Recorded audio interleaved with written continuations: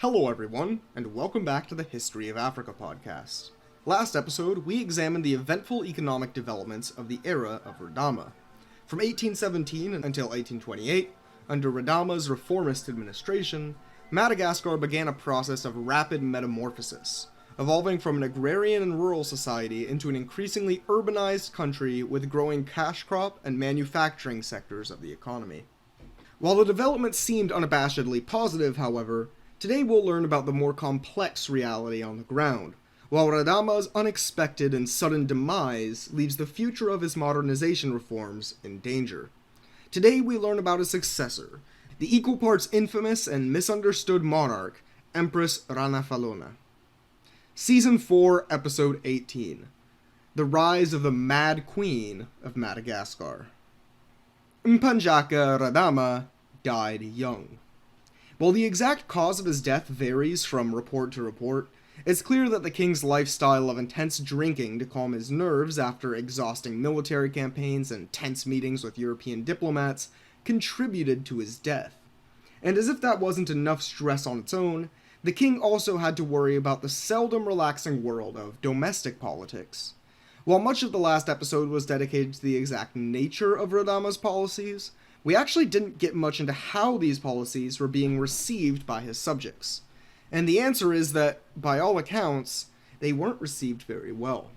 While we didn't focus on this much last episode, it's time to get a bit critical of Radama's policies. Now, last episode featured a long diatribe about the concept of modernity, and how, despite being so widely used and abused, modern is a very difficult to describe concept. Well, one of the main criticisms often leveled against the notion of modernization is that, in practice, so-called modernization is often hard to distinguish from westernization. In the case of Madagascar, it's certainly easy to make that connection. Radama's modernization grew heavily from trying to incorporate elements from Western, particularly British and Mascarene Creole, cultures. Some of these changes were quite obvious. The army used imported uniforms, and resembled a typical Napoleonic-era European army more than any African force. Many of the new factories and homes popping up throughout Merina, including the Ranavalona Royal Palace, clearly drew heavy influence from Mascarene architecture, and many were even built by Creole or European architects. While foreign missionary schools were spreading literacy throughout Merina, but it was literacy in the Latin script, while the traditional Surabe system, which had been used to record Malagasy for generations, was increasingly at risk of becoming extinct. While missionaries hadn't produced much success in converting people's religion, a small Christian community was beginning to rise in the country as well. Not to mention the immigration of hundreds of European or Creole missionaries and specialists into the country. Now, how you feel about these developments is totally up to you. Dramatic social transformations will always produce mixed reactions from the public, especially when they seemingly threaten the status quo that the public is used to, and even more when they are endorsed and supported by the authorities. In our narrative, we've had a few hints that there might have been some brewing backlash against Radama's xenophilic policies, such as Kelly Malassa's leaders becoming outraged by missionaries cooking pork near the Sampie shrine. But these stories don't truly capture just how widespread this resentment was becoming. By the later years of Radama's rule, backlash against his policies was becoming increasingly commonplace. Among the elites of Merina, one of their main objections was that the employment of foreigners in government positions was undermining the social system of Hasina. Remember, the Merina social structure justified its existence largely through the esoteric concept of Hasina, a type of supernatural virtue which can be transferred from God, the universe, and the spirit of the ancestors into individual human beings and communities through the honoring of Sampie. The Merina social system relied heavily on a transactional relationship between the secular authorities and religious authorities. Sampie guardians offered gifts and sacrifices of food and animals to the Sampie, and in return, gave the Hasina it offered to the king as compensation for maintaining social order and supporting the Sampie guardians. But the king was the ultimate source of Hasina, the immediate line between heaven and earth, and could offer Hasina to the people as a reward for good labor or orderly behavior. Two major shifts in labor threatened this dynamic. the increasing use of European and masquerine specialist workers, as well as the growing dependence on enslaved workers in agricultural products. Starting with the latter, slavery had existed in Merina for a long time, but it had largely existed either as a criminal punishment, as a means to pay tribute to foreign Sakalava overlords, or as a trade good to sell to European, Arab, and Swahili merchants. Particularly during Radama's rule, though, a combination of his abolition of the slave trade and the large people captured during wars against his neighbors not only dramatically grew the population of enslaved people living in Merina, but also saw domestic slavery begin to expand for the first time. By 1820, nearly a third of Merina's population was enslaved.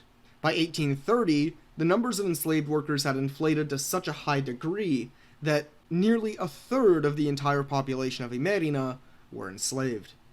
The rising population of enslaved people caused problems on multiple fronts, some of which will come up later. But in particular, it caused special problems for Hasina ideology. A big part of the ideology of Hasina revolves around ancestral land, and being descended from ancestors who own the land that you live and work on. People who were not descended from the original landholders could not receive Hasina from local sampie provided through the ancestors. Of course, Merina settlers in conquered land got around this restriction by forcing local families to recognize settlers as the inheritors of the mantle of Topontanie, making these settler families the official inheritors of the land itself and the blessings of the land's ancestors. Which is pretty messed up when you think about it. Like, we're not only going to take your land, but we're also going to force you to retroactively declare that it was always actually our land. Anyways, enslaved people were, of course, not from the land they work on, so they lacked ancestors attached to the land, and therefore could not receive blessings of Hasina. The lack of local ancestors attached to the land was also the root of the problem when it came to foreign workers. In both cases, it caused issues. Hasina formed the backbone of the entire Merina social order, a trickling essence that reached all people from the guardians to the king to the Andriana to the deme leaders to peasants. And since it did not apply to enslaved workers or foreigners, people from the upper ranks of society could not expect the same deference and obedience from enslaved or foreign workers that they could from locals. Now, in the case of enslaved workers, it didn't really matter too much. After all, this is slavery we're talking about. The workers did not have any choice or power to ignore or conflict with people of higher social ranks. But for foreign workers, it was a different story. Due to Hasina not applying to them, foreign workers were an enigma in Merina society, a big old question mark that didn't neatly fit into any category. This social ambiguity often came to a head during building projects, where foreign workers often ideologically clashed with local Andriana and Sampie guardians.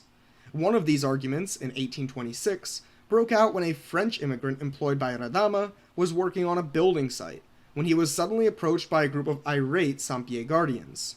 The land in which they were building was under the dominion of their Sampie, and the fact that someone who could not even receive Hasina was building there was an outrage. Eventually, Radama himself had to come down and sort out the situation. The immigrant, led in an oath by Radama, officially renounced his French identity and declared himself an adopted son of Merina, and by extension, a Hofa. The Sampie guardians were forced to compromise and provided the proper blessings of Hasina to the newly Merina-ized Frenchman. While this particular case worked out, such a smooth resolution was quite rare. And while the ideological disdain for foreigners and enslaved people from the elites was one aspect, a growing resentment was also forming among the working classes, though motivated by more material concerns. Radama's economic reforms had aimed to improve Merina's faltering economy, and, well, they hadn't exactly succeeded. While progress in industrializing was impressive, it was still in its very, very early stages. By 1828, many of the factories which Radama had opened were still in the process of constructing facilities and acquiring a labor force.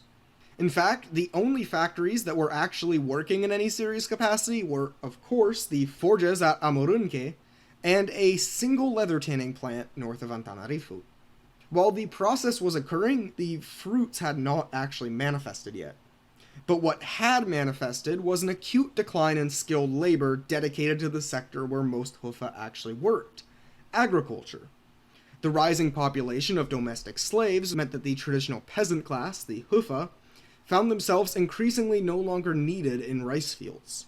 When called to perform fanampuana, they increasingly found themselves not working on a familiar farm, but rather in a factory or urban building project.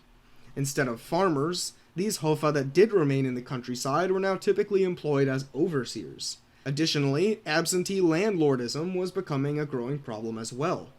Andriana and Deme leaders, figuring that their enslaved workers could essentially be managed by their overseers on their own, often left their ancestral lands in the hands of their overseers to go work in a more lucrative position as an administrator in Antananarivo. While these new jobs as overseers or factory workers were not necessarily worse, and in some cases were inarguably materially better than farm work, it was a tough transition to make. Malagasy culture exalted the ties of people to their land, with agricultural labor forming a continuity between the people and their ancestors. If you were a hufa man working on a field, then you could confidently say that you had a connection to your ancestors, who had worked on that same field as you for generations going back. But while this resentment was boiling, the prestige, hasina, and of course material power of the king made him immune from direct criticism. Resentment was present, but unspoken.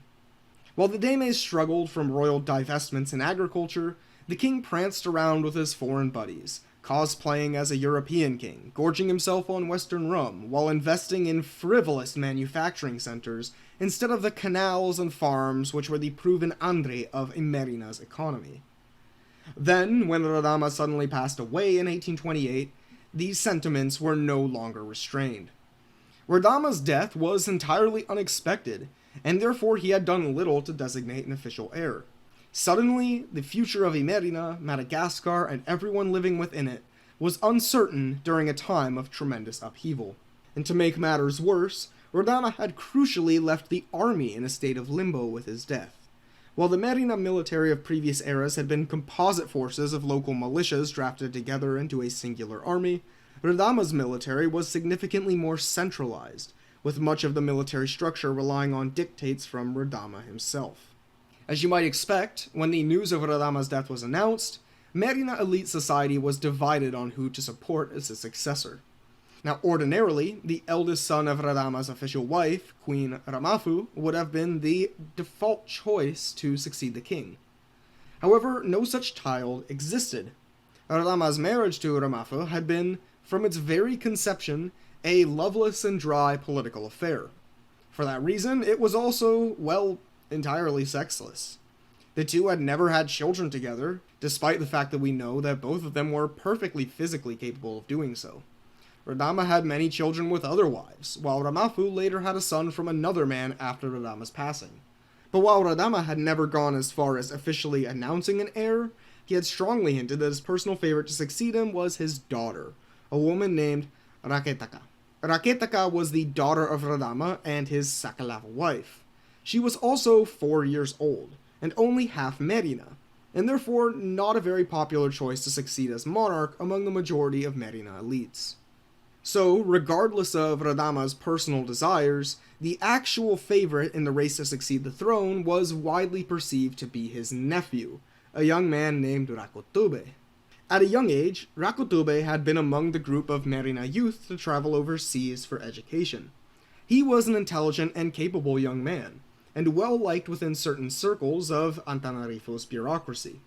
He was also, well, a man. Merina women were largely kept out of positions of power, and attempts by Merina women to assert themselves as political players were often violently frustrated. In fact, one of the few examples of a movement of politically active women in Merina history ended in bloody catastrophe. At one point during Radama's rule, a group of women assembled in the roof of Antananarivo. As part of Radama's desire to westernize the army, he required soldiers to cut their hair short, just like Western armies did. The women in the palace had assembled to protest against this measure, since the traditions of certain Merina groups favored a practice of women braiding their husbands' long hair as a sign of affection. Therefore, these women, whose husbands were in the military, requested that the army allow their husbands to grow out their hair, and were then promptly and brutally massacred by the soldiers. This gives you a good idea of how the Merina court felt about the idea of women asserting themselves politically. Rakotobe, on the other hand, had a propensity towards friendliness with European missionaries, and was reportedly also, well, a huge nerd, spending hours at a time studying biblical texts while showing no interest in manly things like politics and war, which drove other circles of Merina politics away from him. Soon, a new political clique formed, with a diverse array of people unified in their goal of preventing Rakotobe from seeing the throne. Sampier Guardians made up a substantial portion of the clique for obvious reasons. They thought that the spread of Christianity and the importation of foreign labor obviously threatened their social power. More crucial to the clique, however, were supporters in the military. Members of the clique in the military background had their own individual motivations for joining, ranging from their own personal disdain of Christian missionaries to a secular effort to elevate their rank above those of Western advising officers, or, in some cases, a simple career's desire to advance more generally. Seeking a potential alternative candidate to Rakotobe, the conspirators rallied around Ramafu. In 1828, before Radama's funeral had even began, the clique launched their coup. Rakotobe and his family were apprehended and imprisoned, and soon thereafter, executed. He was joined by numerous other members of the royal family, including several of Radama's brothers, wives, and children, with only the 4-year-old Raketaka being spared. The army rallied around Ramafu, as she was declared the new Mpanjaka Merina, the first ever woman to hold such a title. As Mpanjaka Merina had done in the past, she was christened with a new name to accompany her new position. In an ironic twist, the Malagasy queen chose her name based on a mean-spirited nickname that her husband gave her, Ranavalona. The name means she who is neatly folded but not to be worn, varyingly translated also as she who is set to the side. The nickname had always implied that she was Radama's least favorite wife, a political piece for his mantle, not a woman who he loved. But given that she chose to keep this name as a royal title, it seemed that she liked it that way. Now, as I alluded to at the start of the episode, Ranavalona will perhaps have the most sensationalist reputation of any Malagasy ruler in history. This reputation has penetrated so deep into her historical legacy that, well, it's kinda impossible to tell her story without addressing it first. So, Ranavalona's reputation among the history-concerned public has typically been, not great. She is primarily remembered as an infamous character, Madagascar's greatest historical villain. She's also a first for the History of Africa podcast. As far as I can tell, Ranavalona is the first historical figure featured on this podcast to have a full, book-length pop history biography. I think the biography's title is a pretty good summation of how Ranavalona is viewed by the public. Female Caligula, the Mad Queen of Madagascar. She is, in pop history, everything Radama wasn't. While he was forward-thinking and cosmopolitan, she was reactionary and xenophobic. While he desired industrialization and free trade, she desired self-sufficiency and autarky. And, from the conception of a 19th century European, he was civilized and recognized European superiority. Ranavalona was savage and clung to her African ways. Now this may or may not surprise you, but it turns out that the truth behind Ranavalona is a lot more nuanced and complex than the depiction of her as a crazy, bloodthirsty villain. As we get into her biography, it will become obviously apparent that she did not earn this reputation entirely unfairly, but that the truth is a lot more complicated. Depicting her as the antithesis of her late husband is even more unusual, for reasons that you might have already just picked up on from that summary of their supposed opposite traits. Not only does it misrepresent Ranavalona's character, but in many ways, the depiction of her as the opposite of Radama also misrepresents her late husband. Following the execution of her nephew in 1828, Ranavalona had quickly secured an iron grip on the state with the support of her military allies. Those who had supported the coup were, of course, rewarded, with nobody receiving a greater reward than a noble officer named Andrea Mihaj. A veteran officer, Andrea Mihaj had been the lead architect of Radama's war against Menabe, and had also been one of Ranavalona's earliest and most committed allies in her struggle for power. But his relationship with the queen went much further than that. Rumors around the two were abound, with many suspecting that Ranavalona had been engaged in an illicit affair with Radama I since prior to her husband's death. There is not a lot of evidence for this affair, so when it exactly started is unclear, but the two had certainly developed a romantic relationship after Radama's death. Just a year after her husband's passing, Ranavalona birthed a child with Radama I, a young boy named Rakoto. He won't matter for quite a while, but keep him in the back of your mind for future episodes. While Ranavalona had managed to secure power, her gender was quickly becoming a problem. The Merina kingdom had never been ruled by a woman before, outside of Ranavalona herself briefly acting as a regent when Radama was out on campaign. And there was a real possibility that, absent of a male authority figure, Merina's newly conquered provinces would rebel. With this in mind, Radama I was selected to serve as a secondary head of state. While this relationship was largely informal and therefore lacked a title, later Malagasy politicians in similar positions would adopt a Malagasy pronunciation of a Western title, Prime Ministra, or Prime Minister. Retroactively, due to his de facto holding of a similar position, Radama I is often labeled in Malagasy history as the country's first Prime Minister. Now, as I mentioned, officers who supported Ranavalona's coup had a diverse set of reasons for participating. While resentment against Radama's policies was a major factor for some officers, Radama I was definitely more in the careerist camp.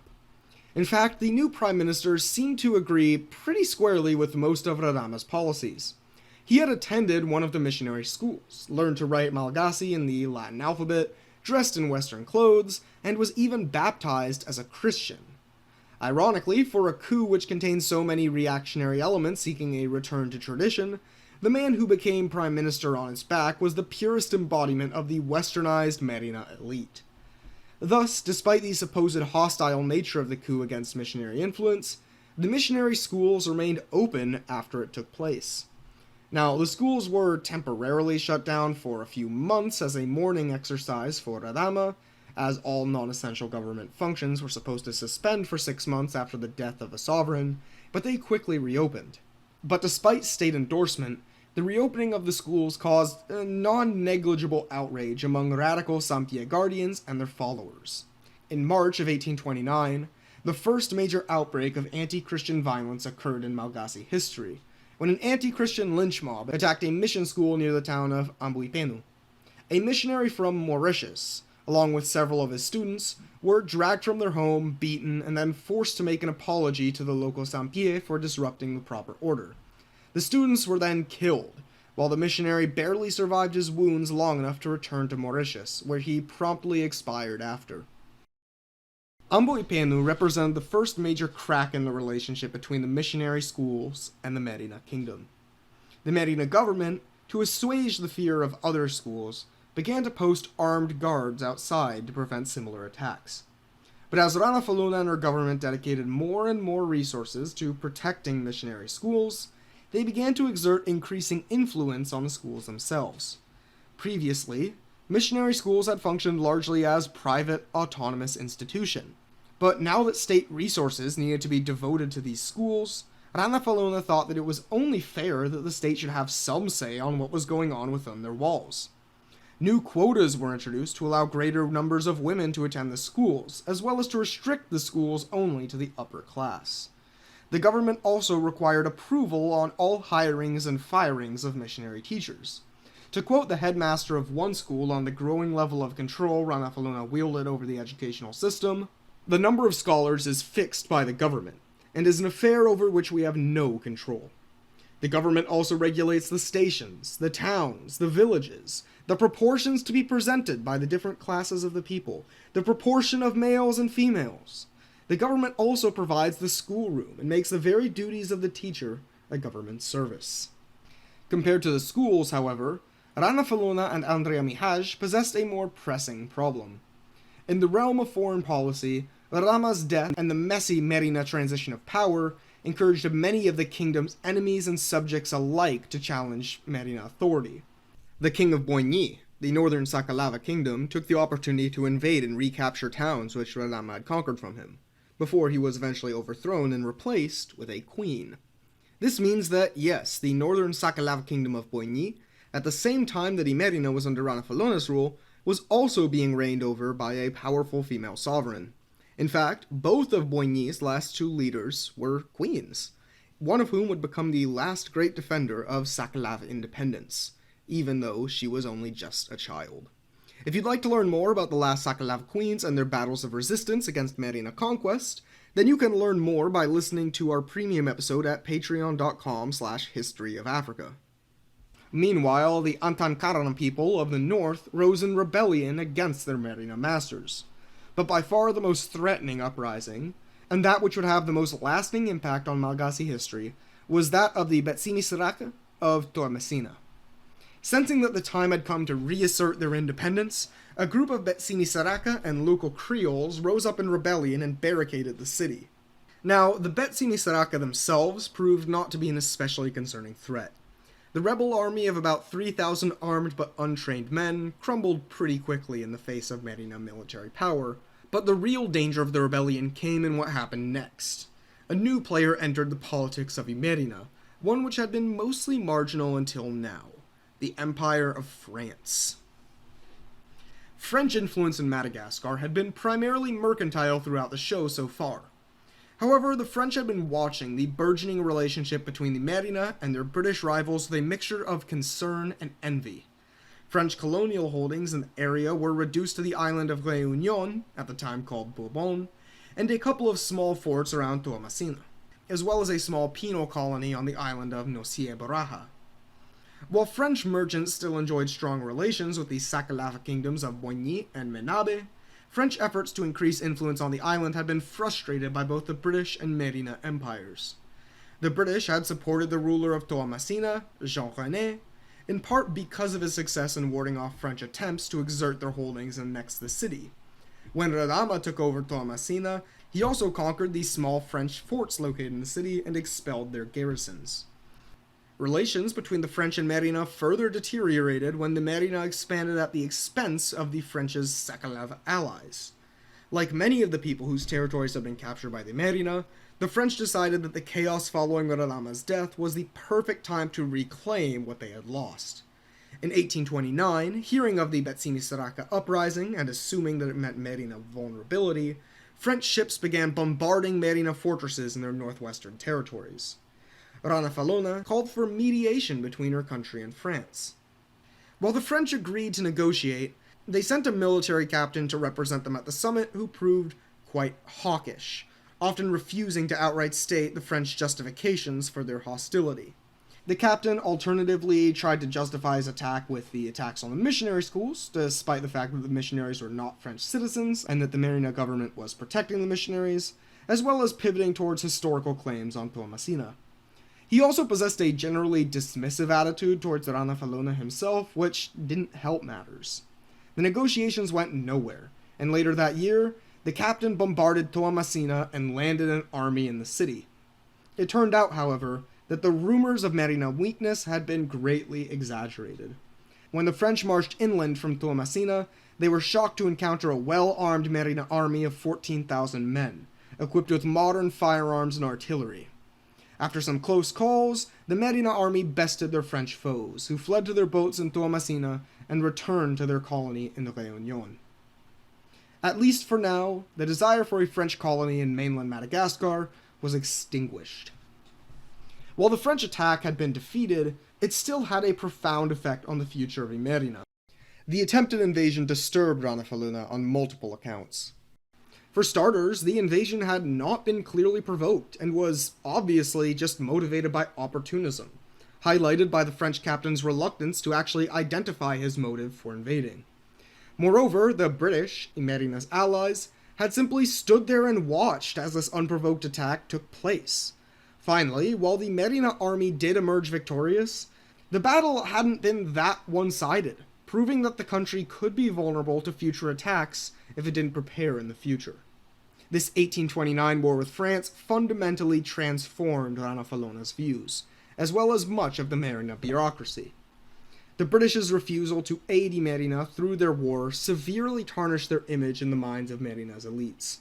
By extension, André Mihaja, the Queen's lover, Prime Minister, and a noted Anglophile who had spent the first weeks of the French invasion insisting that the British would surely come to their help, was removed from his post.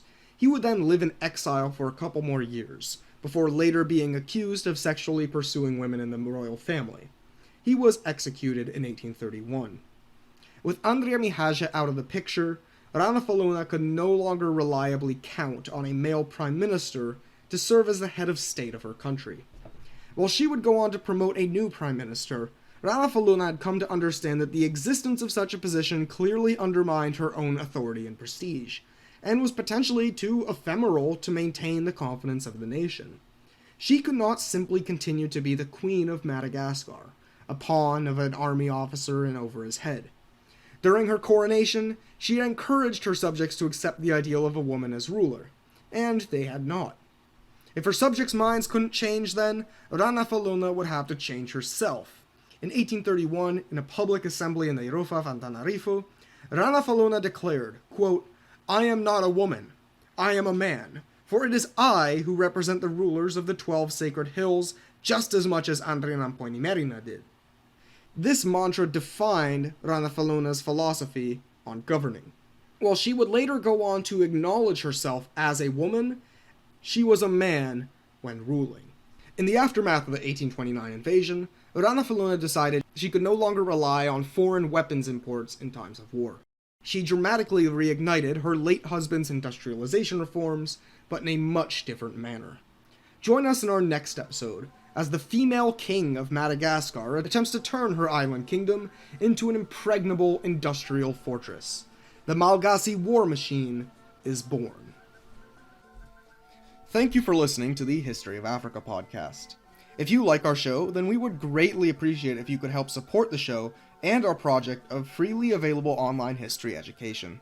You can do this by supporting us at patreon.com/historyofafrica, providing us a rating or review on Spotify, Apple Podcasts, or iTunes, or by sharing the podcast with anyone who you think might enjoy learning about African history.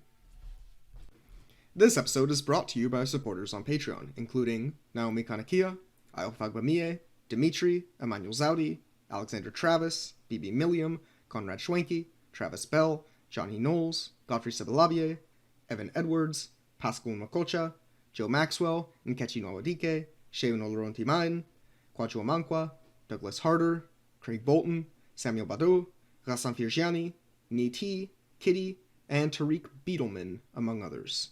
Thank you all for supporting the show. It really, really, really means a lot.